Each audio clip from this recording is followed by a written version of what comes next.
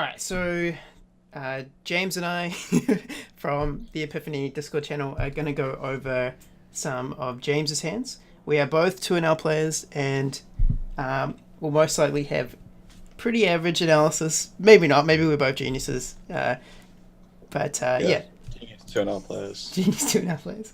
We just misunderstood. If we were playing 500 Zoom, we'd probably win. Yeah, if they respect our plays, we do really well. Yeah. So So I noticed here. Let's just go right back here. So you've got like yeah, a whole bunch. That's super interesting. I have a lot of labels. I do actually use most of them, to be honest. But, Yeah, uh, I won't explain them all, though. I mean, yeah. How useful do you think it is to have like all the labels? I don't know. I've only got like maybe 10. Yeah. I think Charlie has like a labeling video. He doesn't have this many labels. It's just like I found it useful. It's probably too much. I probably do need to like go through and just delete some of them. Mm. But just having like specific things, because there are like players I found had like specific things that they did that Yeah. other players did, and sometimes you don't know if they're like a loose aggressive or Mm. just a weak player in general. But you know that if they have top pair, they're never going to fold. So Interesting. Okay. Yeah, because I it's funny that we're talking about this because I talked to like a few when I've been putting videos out. A few people have mentioned that I should really not be tagging anyone into an L except as fish. So like people that limp off the small blind, yeah, not on the small I mean, blind. Yeah. the main thing I label anyone. Charlie mentions this. I think in the. I'm not sure if it's in the master class or just in other. He's got a someone video else. for it. Yeah, definitely. It's definitely got a video for it. But Mm. anyone that's under the starting stack, you should be labeling as Yeah. a recreational. I mean, we're all recreationals at 2NL. Yeah.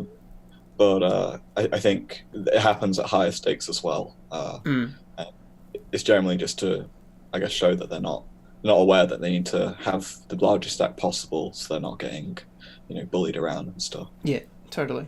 Yeah, and that's what they were saying as well, was just tag people as fish into an L, and basically that's it, because we can't really tell because there's such a high player pool, and so we need more information over time rather than tagging based on like one thing that they do. Yeah. But I'm not sure if you feel like it's working for you, then totally go for it. I just I don't know. I have a lot of labels. They're probably not all useful, but Yeah. sometimes you only have like one piece of information on someone, so Yeah. Can I have a label for Yeah. it probably. Yeah, we'll be able to ask people as well. I'm like I just know multiple people have told me just only tag people as fish into an L. But That's mainly what I do, to be honest, or unless they're like a calling station specifically or something weird like that. yeah, all right. So let's look at this hand. So for this hand, pretty standard open. Do you want to just talk me through like what you're thinking at just all the different streets? So I mean, like you could be three betting a lot of stuff here that I'm totally fine against, like sort of king jack, king queen. Obviously, if he has better ace than me and it comes ace high, that's not so great, but it's suited, so I have that flush potential. Yeah. So No, I agree. That sounds good. All right, and then we get a pretty good flop. What do you think your decisions were like? Do you think about like what you're going to do on all three streets depending on what your opponent does? yeah, quite often, a lot of people just bet the flop and then they'll check the turn if they haven't made you fold at that point. So sometimes you kind of just got to see what they do. Yeah. Obviously, I have a draw here, so I'm not going to fold. Yeah. So what were you thinking about doing for this hand? Probably just. I mean, he's got the betting lead, so just going to check to him. He's probably going to bet around half pot or so, and I'm going to call at least till the turn. If he does something really weird on the turn, though, maybe I could fold. Like if he does like a huge overbet or something. But Did you consider check raising all in? no, not really, because I mean, like I am going to win like 4 out of 10 times if I get it in now. But also, because a lot of players are kind of predictable. They'll just check the turn if they haven't made you fold or whatever. You don't necessarily need to get it all in all the time. If they're just going to be very honest in later streets about what they have. Yeah. Yeah. I mean, I think because he's 3-bet, like, and you're right, big blind, like they did, like what you're saying, they've got like quite a wide range on the big blind that they could be 3-betting. Yeah, I asked someone in the Discord who had like a database with Holder Manager too. Mm. I can't really do that stuff on Poker Tracker, but apparently like small blind and big blind are three betting around 10% of hands. Yeah. Versus like the button, for instance. So you Okay. think like 10% of hands, it's kind of wide. Yeah. If Yeah. it's if that's on average, and you don't have any stats on someone. Yeah. Definitely. Was this guy 29? Oh yeah, so he was $2 as well. Yeah, I would even say that. I mean, maybe it's not even worth looking into, but I think fish, and I'm not sure if you've noticed this as well. Fish tend to be a lot more straightforward with the hands that they 3-bet. So they'll be like, I'm only going to 3-bet like pocket pairs that are over like 9 and like ace high aces like ace king, ace queen. Yeah, tends to be that. Yeah. Hmm. Um, yeah, because like I know a lot of things that I've been doing wrong is where I'll assume players are playing like a lot wider or a lot looser than standard, and so like for here for example, we could say that if this player is playing pretty standard, like a standard 3-betting range, let's not even talk about the big blind at the moment. They're going to have like ace kings, ace queens, maybe ace jacks. They're going to be having maybe some bluffs like suited connectors, things like that. And Yeah, yeah, definitely against the small blind. Yeah. yeah, not as many like low pocket pairs for sure, but definitely like nines plus. And so like with that range, like yeah, he's either here he misses huge right with his ace king, which can't Yeah. be ace king of diamonds, or he's got an overpair, in which case a lot of the time they'll just be barreling 3 streets anyway. And that's sort of why I asked you if you wanted to check raise, because I think I think chair racing is good as well. Mm. Like I tend to avoid that because most people don't triple barrel bluff. You know, if you think about like the last time you triple barreled all in by the river as a bluff, it's like you barely do it. You know, so if I see someone betting all the way to the river on just like a low board and they 3-bet me pre-flop, I generally just assume they have it at that point. Yeah. At least Yeah, well, I mean, I would even argue that, like, I think on this board specifically, because it's like sevens, we'll say like eights and below, he's probably not going to 3-bet, right? So anytime that any pocket pairs that he's got that he's going to continue will only be like nines plus, and so a lot of the time they're just going to barrel with nines plus 3 streets anyway. Yeah, I mean, you could probably 3-bet eights. I think maybe some players would probably do that against a small blind. Yeah, true. But Yeah, eights. Well, we can put eights in there as well. Yeah. Yeah. So, like, I'm wondering whether or not, if he's betting, a lot of his hands will say like ace, the high aces that he will continue with, just because he's got the betting lead. You can just fold out straight away, and then also you can get all of the eights plus to call you with like a 50, around 50%, 45-50% equity shove, and also on top of that, like you can get like all of the like maybe nines, tens, jacks to consider. Eights to jacks to consider folding because they might think you've got queens or kings or something. maybe like just a random 7, yeah. Yeah, or just like a 7 or the threes, and so like I think it's worth considering doing it. No, Yeah. I mean, like, that's just generally not like my standard play. You know what I mean? I don't think it's bad, but yeah, I mean, if we have similar spots to this, you probably won't see me doing it. Although, Yeah, like, oh, that's fine. Yeah, like- I don't do this either. I was hardly ever check raising, and then people started me to check raise more and were telling me why, and then I was like, oh, that makes a lot of sense. Mainly because we just fold out a lot of hands that yeah, that beat us or will be. no, I should probably definitely consider that. I think Made a compelling Yeah. compelling case for the chat. Right? Yeah. Well, I mean, I think this spot's worth this spot particularly is worth posting in chat, in the Discord actually, and just seeing what people say, because I'd be really interested to see their analysis on this hand as well. Um, just because like it's a 3-bet, so we know we can narrow down his range a lot, and you've got like a pretty strong hand. Let's just see how we did anyway. Yeah, I think we don't win this one from what I remember. So what do you reckon he's checking with? Probably like some people don't bet the race highs here. Also just some random kings and stuff. Like that King X range I mentioned. Yeah, kind of just like stuff that isn't very good, to be honest. Yeah. And he the only thing he could really beat me with would be a better ace. If he had like ace king, ace queen, he probably. I mean, not everyone bets it, but he probably would bet it. Yeah, I agree. Do you think he's kind of scared of you having pocket pairs as well? Yeah, that's definitely a possibility. I mean, a lot of people are just like kind of straightforward players. If they've just missed the board, they'll check. And a lot of the time, I find you don't need to bet that large to get them to fold most of the time. Yeah. So it's probably why I go for like a fairly small bet, considering the size of the pot. Now. Yeah. I mean, I would even say that he might be checking the low pocket pairs, like the 8s to 10s for value as well.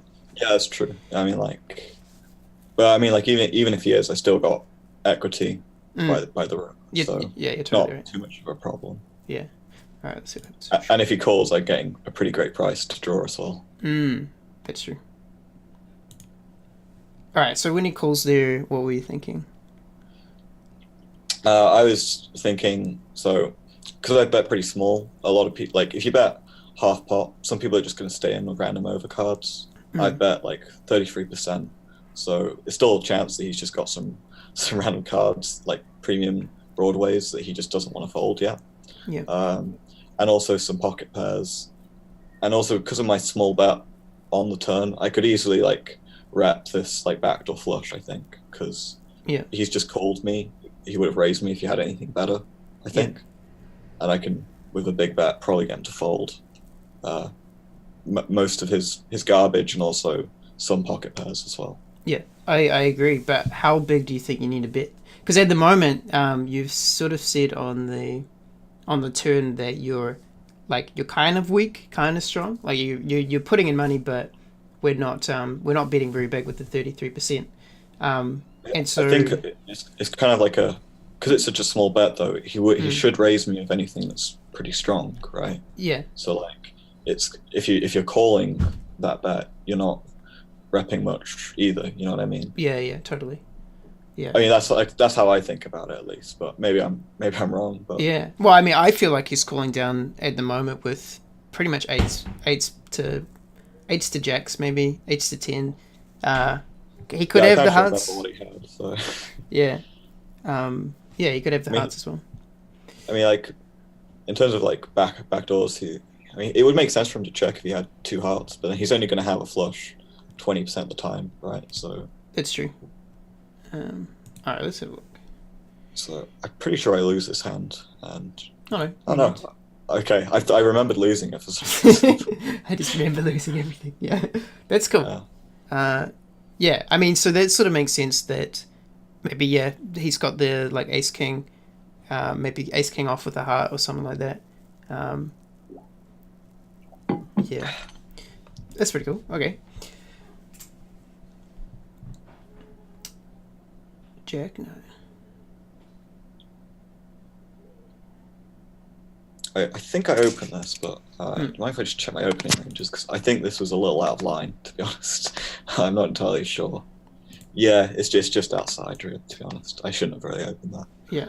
I think it's, like, who was it? Someone was saying that you can open a little bit wider, like open these sorts of hands versus fish that are on the big blind. Yeah, like if you had that purple label, probably be better. Yeah. And you've only got the HUD on yourself, or is it just because we don't have any stats on them yet? Yeah, I think I need like 45 hands with someone before I get stats on them. Yeah. So. up Okay. to that point, it just disappears, I think. So my Okay. stats are like really wide at the moment, like really really loose, but I think it gets more reasonable as we Yeah. go on. That's So only 50 hands. Yeah.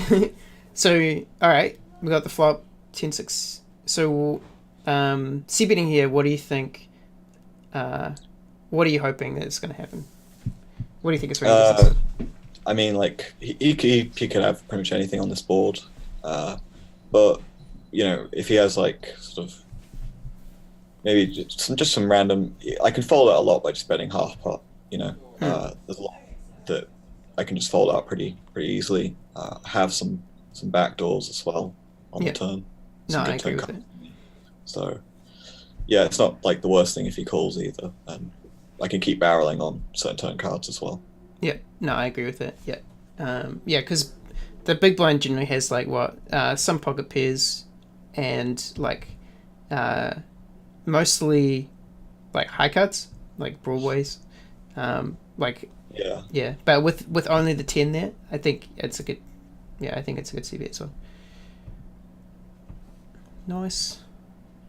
What were you thinking for this hand? I was thinking this is a really unusually small bet, but I'm getting great odds to call. I was kind of expecting a bigger bet on the turn though, you Hmm. know.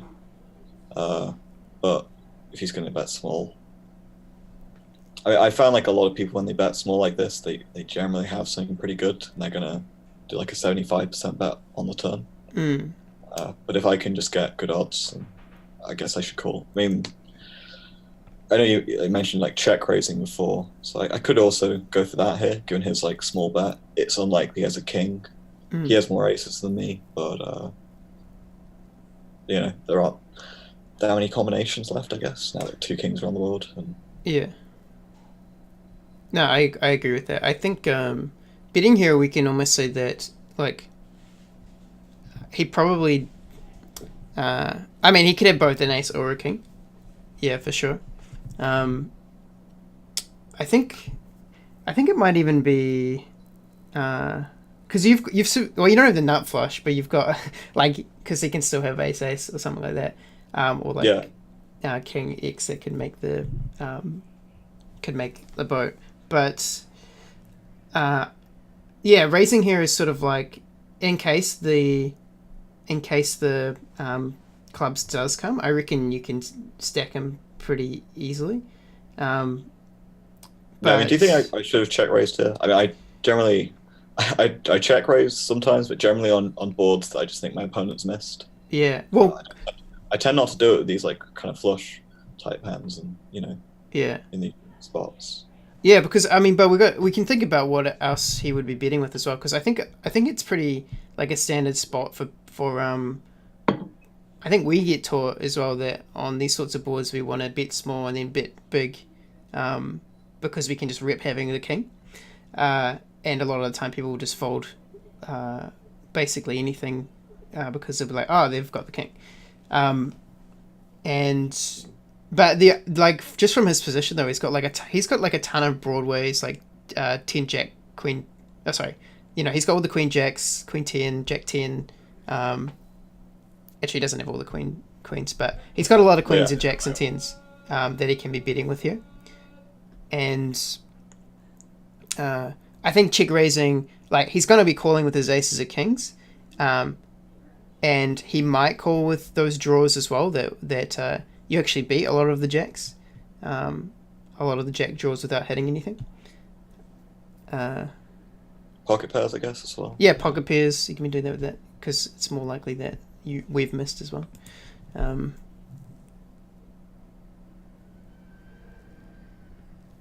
Oh, I do check raise it this time. oh, Wow, oh, so good. Took I the surprise feedback. myself Took the sometimes. feedback Yeah. from the last one. Okay, cool. So he calls the check raise. So what do you think he's got? He calls it like pretty quickly. Mm.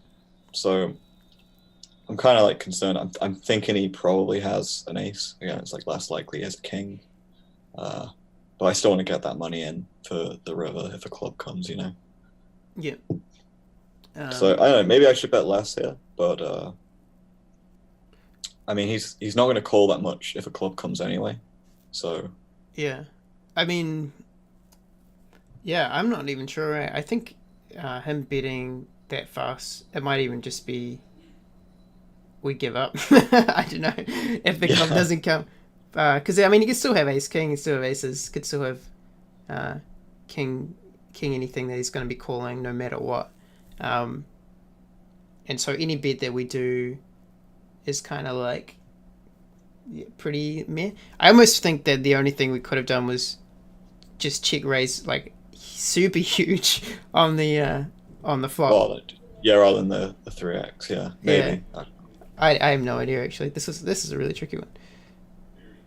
All right, So so I think I very just bet half pot, just go for it. just because yeah.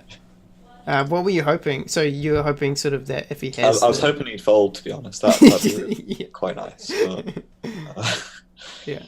but yeah, I mean, I don't know anything that he's calling the flop with. This should probably fold out any pocket pairs at this point. Yeah, If he for sure. calls this bet and a club doesn't come, I need to give up, basically. I think So your initial check raise will get him to fold out any pocket pairs. To be fair, I don't think there's. I reckon there's maybe like a 5% chance that he doesn't call here. Maybe yeah, he had a jack nine or a 10-9 that he's like, oh, I got my nine, but now the dude could have aces or yeah. kings. That's what I mean, because like I look back at this footage and I was like, I remember like, I was like, not much really happened. And I was like, oh man, what was I doing? No, it's fine. I like honestly, I do the same where I'm just uh, like I'll start down a line and then I'm not sure if it's I don't know if you experience the same thing or not, but I sort of just will start down a line and then I'll be like, this is what I'm gonna do, and then as soon as soon as something changes or something unexpected happens, I just stop thinking and I'm just like gonna keep betting. Yeah, Yeah. I'm just like, oh, well, you never know. He could have Mm, Jack 10 here, so let's keep going. yeah. Any excuse to keep barreling. Yeah. Actually, that is the exact like so that's something only in the last 2 days or so that I've actually realized that it's a mindset that I need to like cut out. I was saying to myself that I keep saying that I was like, oh, he could have it's 2 and out, he could have anything, but in doing that it means that we stop doing all that analysis, which is really important, like the range Yeah, analysis where we're like standard player, calling a 3 bet here. It's gonna have kings, queen 10, jack 10, like the draws basically. Could also have another flush draw, but yeah, like again, that's only like 20% of the time. So yeah, exactly. gonna Mm, 80% of the time we're not doing so great here. So exactly. Um, all right. so I feel like I'm just the kind of player who's just taking another shot at it. Yeah. I I feel mean, you like I got don't. it. You got it at this point, right? You got to shove. No, do I actually? No, no. I think about it. I'm getting stressed out watching Yeah. what I'm doing. I can actually see what he has because I'm like in the way. I'm gonna Oh, move so now. he's got ace king suited. Ah, Oh, sorry, ace queen. Yeah, ace queen suited. Sorry, which is what we put him on, right? yeah. Makes sense for him to call. Ace X or king X. Yeah, pretty Yeah. much. Do you reckon he would have folded at all uh, to you ripping the king? No, I think most players in 2 and they hate folding top pair, especially like a top pair like ace queen. Yeah. Uh, people really hate folding those premiums. Yeah. So I'd have to, I'd probably have to shove, which would be like a really stupid thing to do. It would just be a bad play, right? So, and then he'd maybe tank and maybe find a hero call even then. So Yeah. Well, I mean, I think the shove only works if we go back to like the beginning and we say we're gonna rip a king from the beginning, because yeah, yeah, I mean, like the flush draw missed. It's kind of unlikely I have a king. That's all I could really have that beats them. mm, So yeah, and like yeah, because if we like let's go back to the check raise again. If we check raise on the flop like super huge, like even up to like $1 or just shove, do you think he folds the ace? I don't know. It's really hard to tell. I don't generally make like huge check raises like that. They're just massive overbets. Mm, I think most people would though. Actually, I yeah, think about it. Like they probably get scared and be pretty honest at that point. Um, yeah. I think sometimes he calls, sometimes he folds. But the thing is with the check raise is that we get again we get pretty much all the kings to call, all the maybe that yeah ace king to call, which is very unlikely. But we also might get all of those jack tens that just lose to a hand anyway, and then well, that's only the hands that might call us, but we've also got like all the hands that'll fold to us, which is like could also be all the aces, all the jack tens, or the queen ten, like those might just fold on the shove as well. Yeah, I think it depends on the player. Like the label I've given him is I think if you saw it before, it's like big stack, which I think for me basically means if I've seen them and they're over like a $15 stack, 2 I just label them as like a big stack player. So I generally assume they're like competent, unless they got like really lucky one session, you know. Yeah, I mean, I don't know. I don't know if big stack means competence. Like I've had a big stack before. And, yeah, I guess people had that, but you know, you see some people that always, you know, just like the rigs, just above $2, or you know, they don't really make it too far, or they're always below $2, you know. Yeah. So actually, if we can go back, so what do you think you'd do differently next time if you played when you get into this situation? So,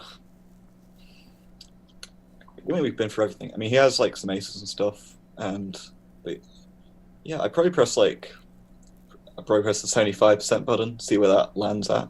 I feel like that's probably going to be a pretty big overbet, I think, or big enough to get him to consider folding.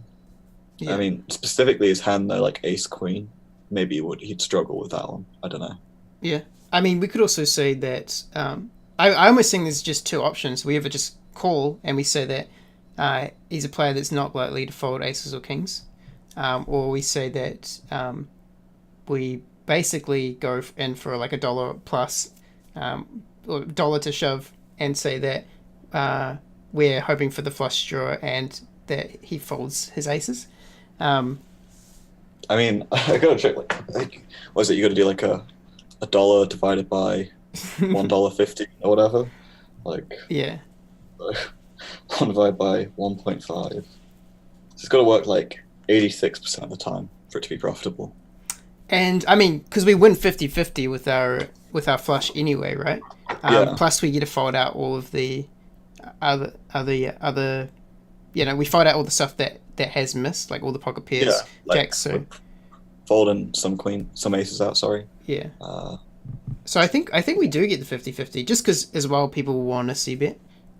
Sorry, I think we do get the 86 because that's actually what 40 when we halve it and put it. What is it? What am I looking at? Yeah, 43% or something is what we actually need.